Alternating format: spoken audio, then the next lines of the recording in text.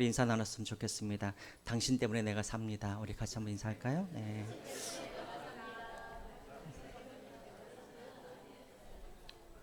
어떤 분은 어금니를 깨물고 계시는데 그러지 마시고. 그렇죠. 네. 정말로 우리 옆에 있는 형제 자매 때문에 우리가 삽니다. 그렇죠? 네.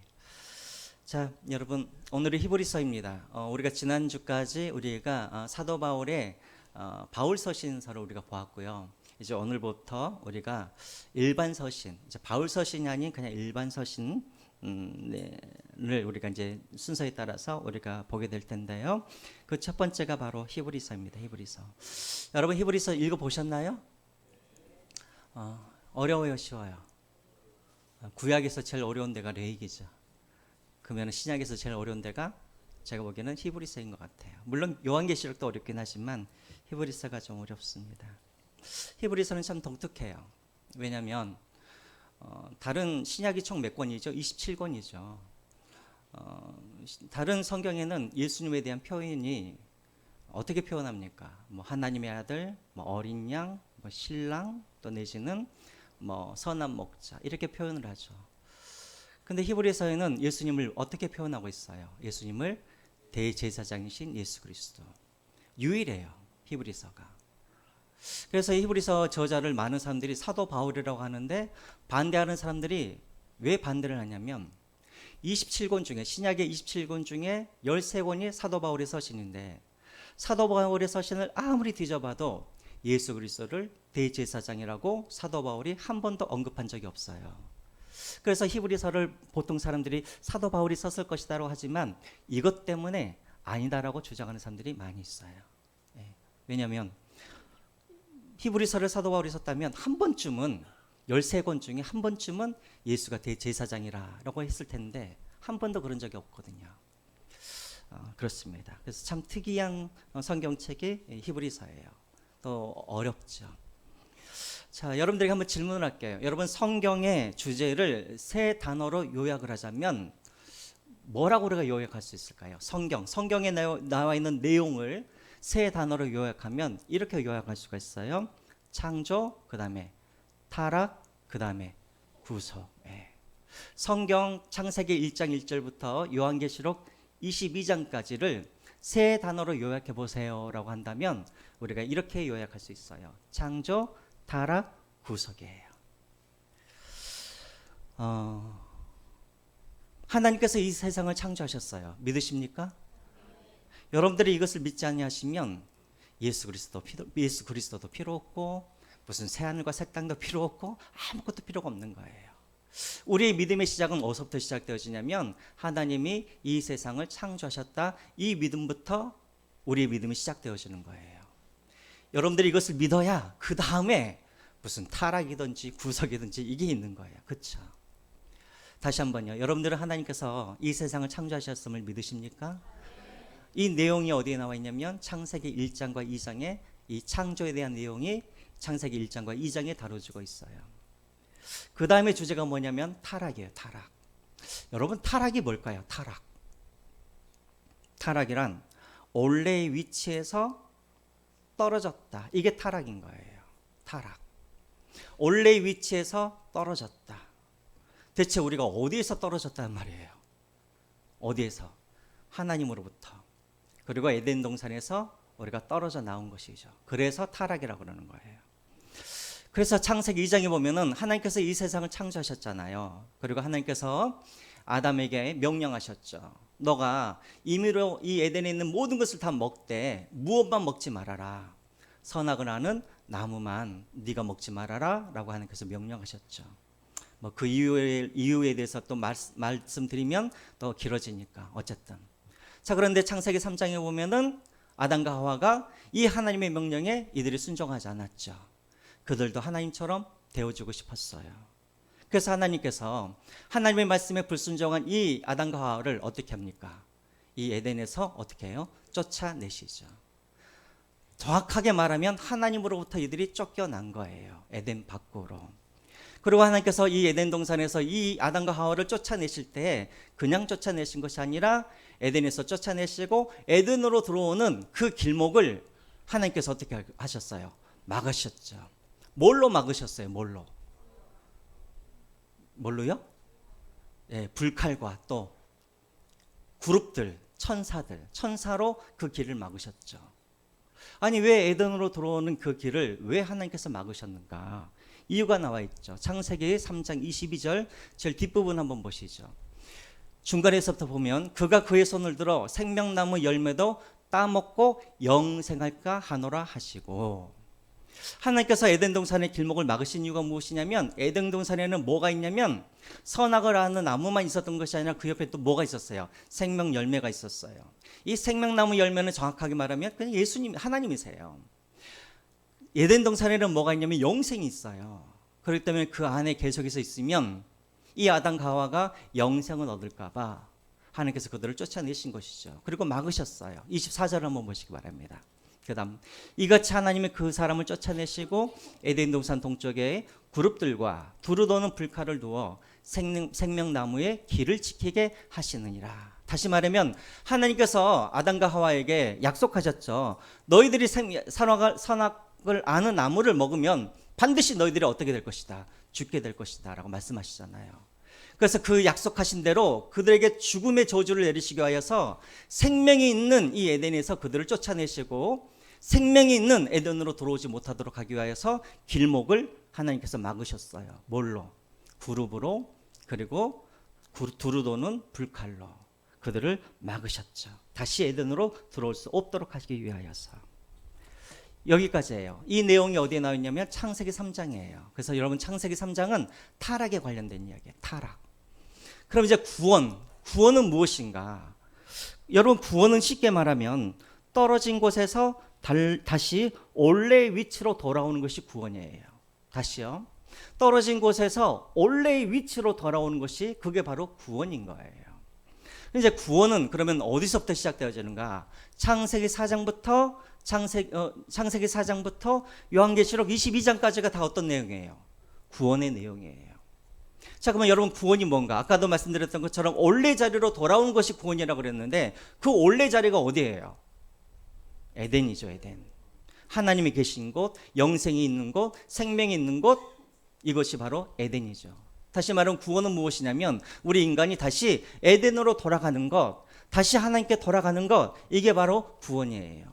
이 내용이 어디에 나와 있냐면 창세기 4장부터 요한계시록 22장까지의 내용이 바로 인간이 어떻게 에덴으로 돌아갈 수가 있는가, 이런 내용들이 담겨져 있는 거예요. 하나님께서 성경에는 그 어디에도 인간 스스로 인간의 힘으로 다시 에덴으로 들어갈 수 있다라고 말하는 곳은 한 군데도 없어요. 하나님은 한 번도 너희들의 힘으로 에덴으로 돌아갈 수 있다라고 말하신 적이 없어요.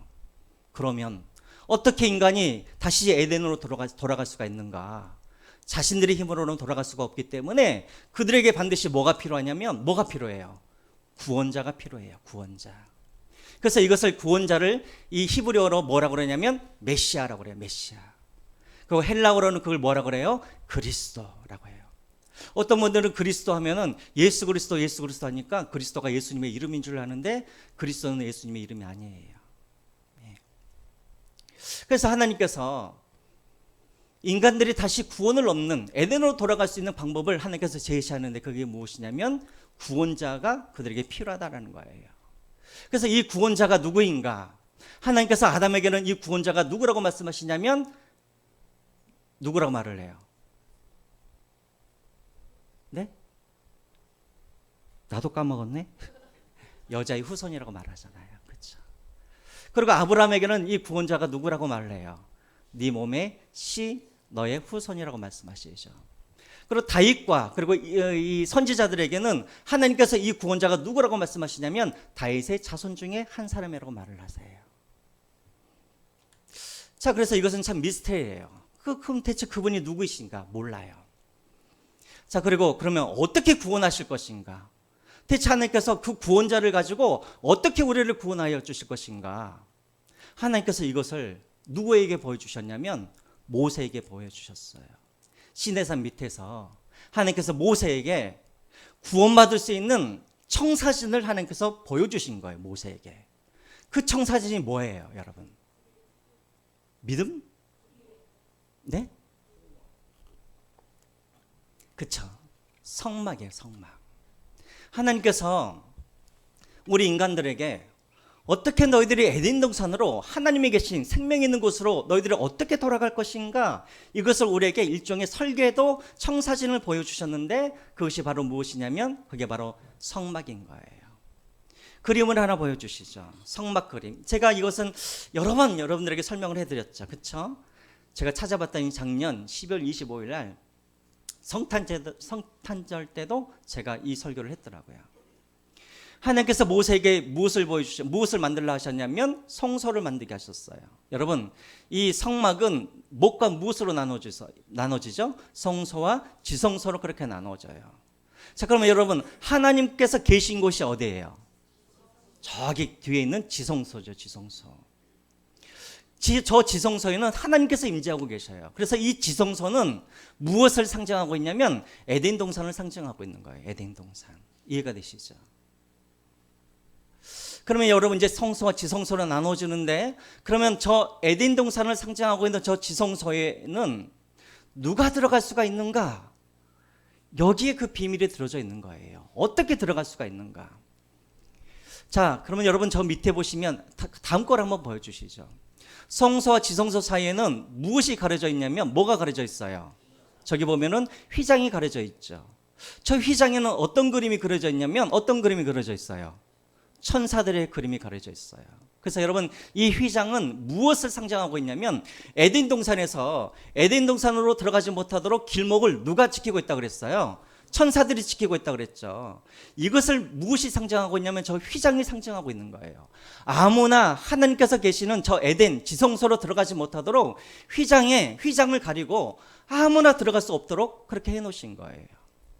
그래서 이 성막이라는 것, 특별히 제사를 통하여서 어떻게 인간이 저 지성소 안으로 들어갈 수가 있는가, 이것을 사람들에게 보여주심으로 어떻게 우리가 다시 구원을 받을 수 있는가, 또 우리가 어떻게 에덴 동산으로 다시 들어가서 생명을 얻을 수 있는가, 이것을 어디에다가 담아 놓으셨냐면 성막이라는 이 청사진 안에 담아 놓으신 거예요.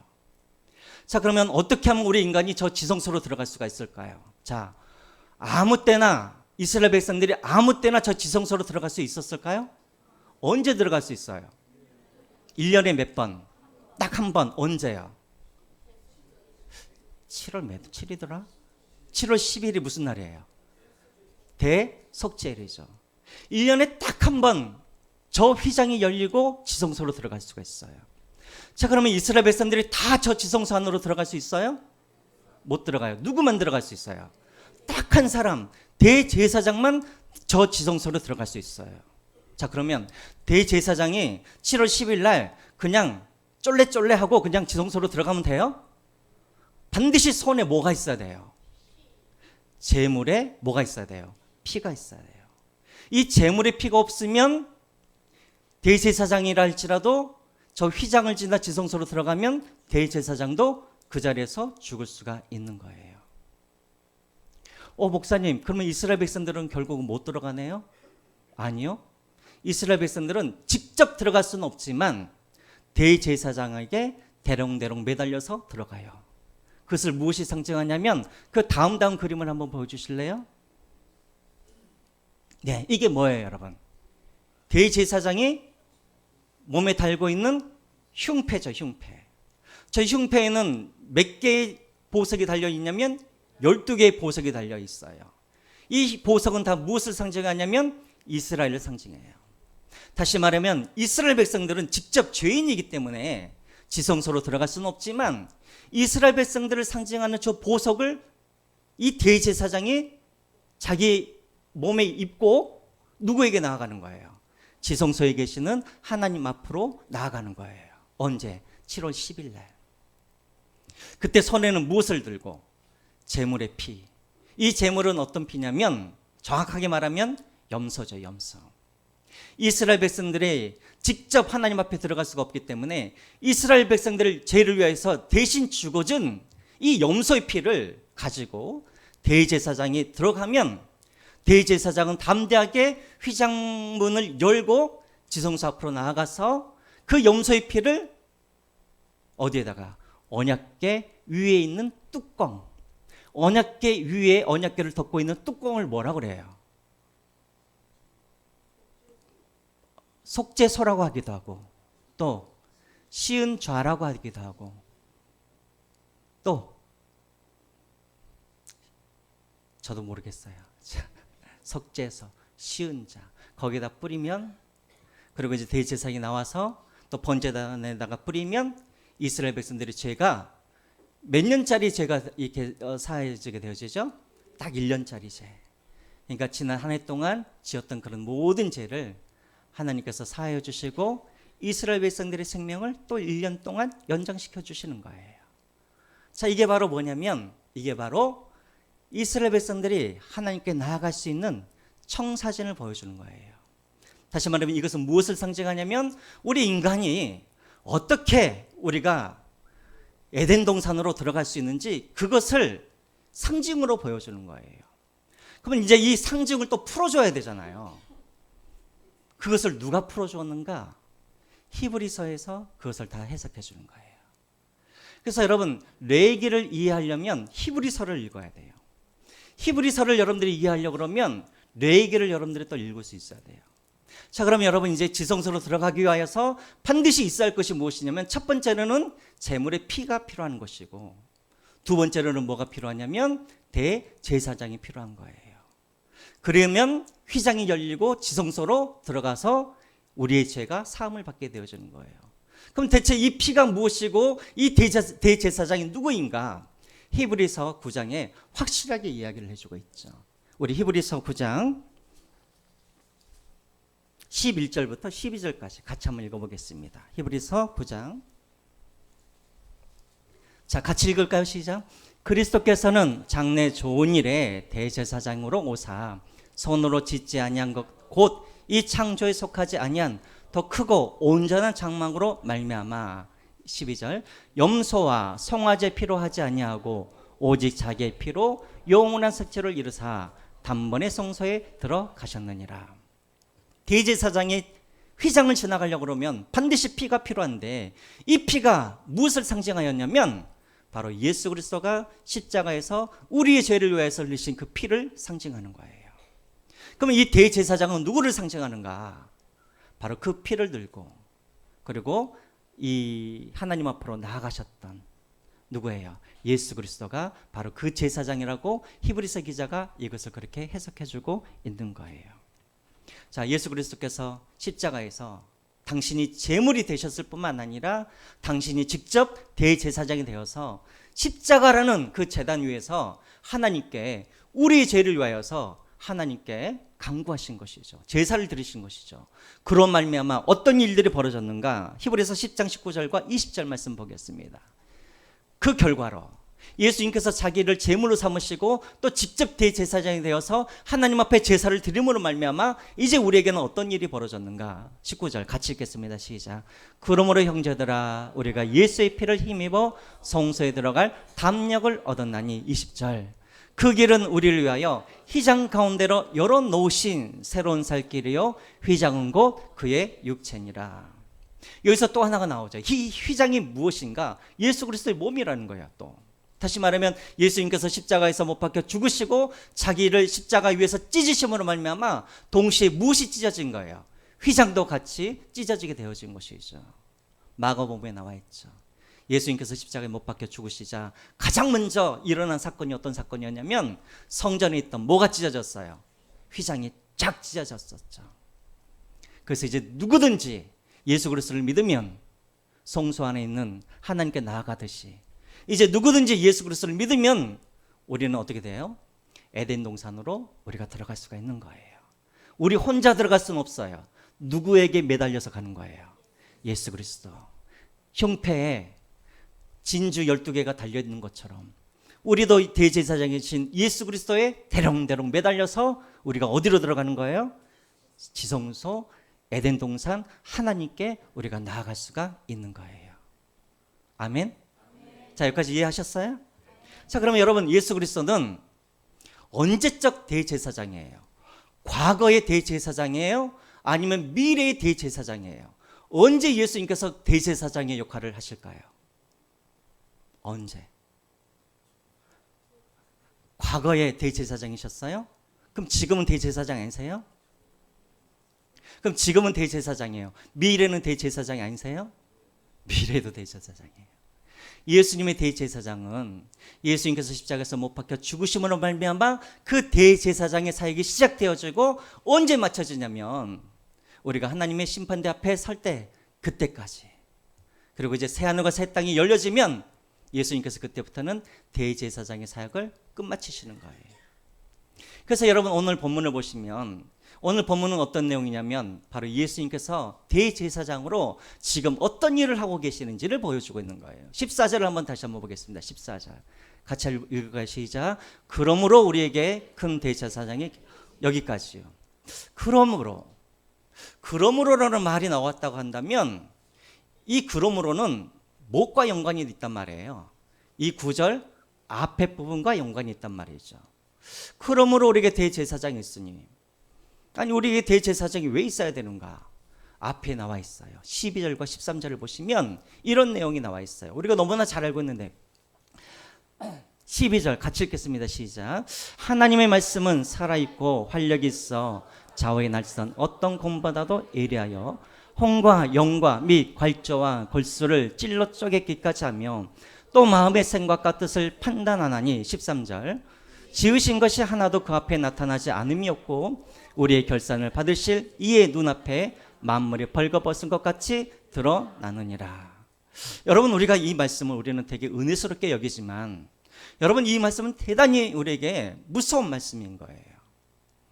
여러분 우리가 사람이 죽고 난 다음에는 반드시 우리가 어디 앞에 서게 되어지냐면 하나님의 심판대 앞에 우리가 서게 되어지는 거예요. 자 그때 여러분들 혹시 엑스레이 찍어보셨어요? 엑스레이 찍어보셨어요? 엑스레이를 찍어보면 숨길 수 있어요? 못 숨겨요? 우리 안에는 모든 것이 다 드러나잖아요. 마찬가지로 우리가 하나님 앞에 설 때 심판대 앞에 설 때 우리 모든 사람들이 내가 벌거벗듯이 나의 모든 행위가 이 땅에서 있는 나의 모든 죄악이 하나님의 말씀이라는 그런 엑스레이에 다 찍혀서 하나님 앞에 벌거벗게 될 거라는 거예요. 자 그러면 여러분 우리가 하나님 앞에 섰을 때 하나님의 말씀이라는 엑스레이로 나의 모든 행위가 다 드러나게 되어지면 하나님께서 여러분들을 잘했다 칭찬하실까요? 아니면 이놈 하실까요? 아 그래요? 아니죠. 우리 옆 사람들 한번 보세요. 아 이분은 적어도 하나님께서 잘했다 하실 분이 있을까요? 없을까요? 없죠. 하나님의 말씀의 엑스레이로 우리를 찍어보면 우리의 모든 죄는 다 드러나게 되어 있는 거예요. 그러면 여러분 우리 중에 누가 천국에 갈 사람이 어디 있어요? 두렵죠. 그래서 14절에 그러므로 우리에게 누가 계신다라는 거예요. 우리에게 큰 대제사장이 계시니 안심하라는 거예요. 안심하라. 그러면 우리의 대제사장은 어떤 분이신가? 저기 보시면 우리에게 대제사장이에요? 아니면 큰 대제사장이에요? 큰 대제사장이에요. 이 말은 무슨 말이냐면 대제사장 중에 대제사장이란 말이에요. 이 말은 또 어떤 말이냐면 인간 대제사장과는 비교할 수 없는 그런 큰 대제사장이 우리에게 계시기 때문에 안심하라는 거예요. 그럼 왜 우리가 믿고 있는 이 예수 그리스도는 큰 대제사장인가? 두 가지 이유가 있어요. 첫 번째는 뭐냐면은 그분은 어떤 대제사장이에요? 승천하신 대제사장이에요. 승천하신 대제사장. 여러분 인간 대제사장은 나이가 들면 늙어요. 늙고 나면 어떻게 돼요? 죽어요. 그러나 우리가 믿는 이 예수 그리스도라는 이 대제사장은 지금 어떻게 하셨다고요? 승천하셔서 지금 어디에 계세요? 하나님의 우편에 앉아 계시는 대제사장이에요. 그래서 지금도 우리 예수님은 하나님의 우편에 앉아 계셔서 지금도 대제사장의 역할을 하고 계신단 말이죠. 다시 말하면 지금도 우리 중보자가 되어주셔서 하나님과 우리 사이에 그런 화목하게 하는 역할, 중보자의 역할을 지금도 예수님께서 하늘에서 하고 계신단 말이에요. 어떻게 하고 계세요? 뭘 하고 계세요 지금? 예수님은 하늘에서 계속해서 십자가 못 박혀 계시나요? 그럼 뭐 하고 계세요 지금? 그쵸. 히브리서 지금 내가 어디를 하고 있지?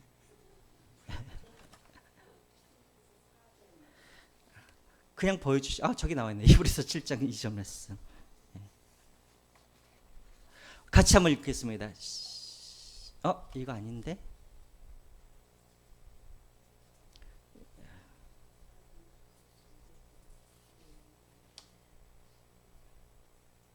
아, 7장 25절 말씀입니다. 7장 25절 말씀.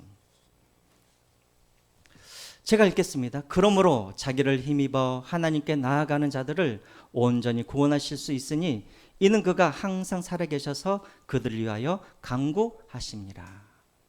지금도 예수님께서는 대제사장의 사역을 감당하시는데 무엇을 하고 계시냐면 우리 옆에서 우리를 위해서 뭐 하고 계시는 거예요? 간구하고 계시는 거예요. 자, 뭘 위해서 간구할까요? 야, 우리 김명재 우리 권사 이번에 정말 로또 한번 대박 맞아라 이러시면서 막 간구하고 계실까요? 아멘이에요? 에헤이 참말로. 자, 25절에 뭐라고 돼 있어요? 하나님께 나아가는 자들을 온전히 뭐 하실 수 있나니? 구원하실 수 있나니. 그래요. 우리의 구원을 위하여서 예수님은 지금도 계속해서 뭐 하고 계시는 거예요? 우리를 위하여서 하나님께 간구하시면서 대제사장의 역할들을 감당하고 계신다라는 거예요. 첫 번째, 왜 그분이 큰 대제사장인가? 첫 번째는 그분은 승천하셨어요. 두 번째로 왜 그분은 큰 제사장인가? 뒤에 나와 있죠. 그분은 사람의 아들이 아니라 누구예요? 하나님의 아들이에요.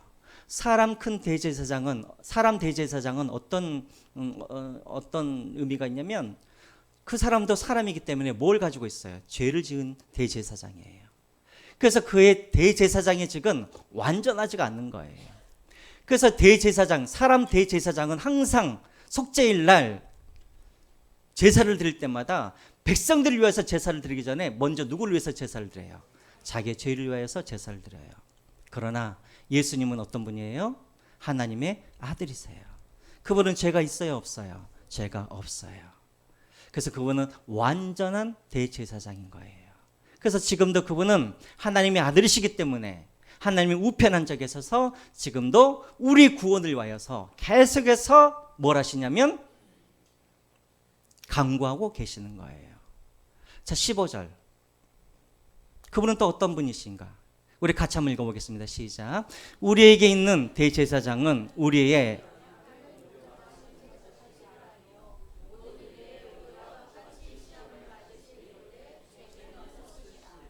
그분은 왜 어떻게 대제사장의 사역을 감당하는가? 그분은 우리의 연약함을 동정하지 못하실 리가 아니요. 동정하다.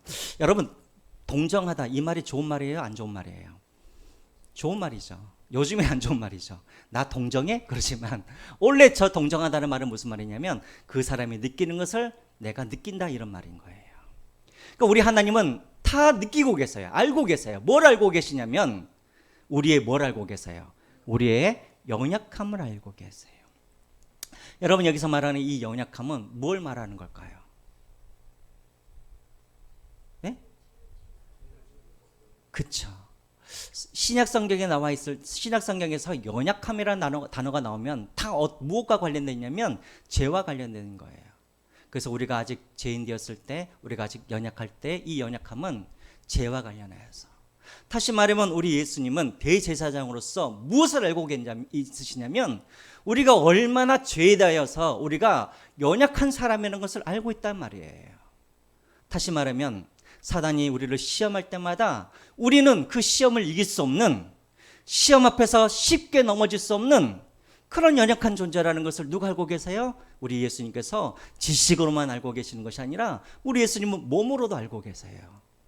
어떻게 할 수 있을까요? 하나님이시니까 알 수 있어요? 어떻게 하세요?